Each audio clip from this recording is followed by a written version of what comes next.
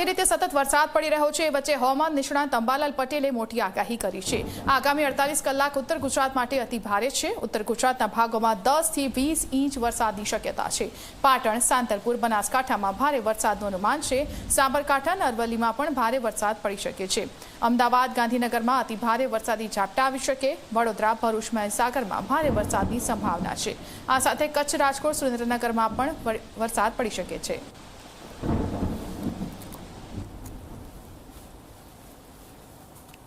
મધ્ય ગુજરાતના કેટલાક ભાગમાં ભારેથી ભારે વરસાદ થવાની શક્યતા છે।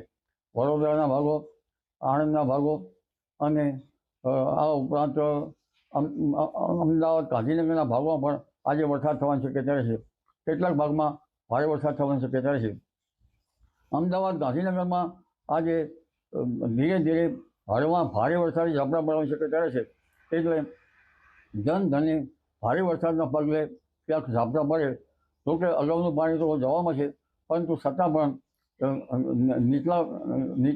નીચાણવાળા ભાગો છે ત્યાં જળભરાવની સ્થિતિ રહી શકે, તો જનધને કાળજી રાખવી રહેશે।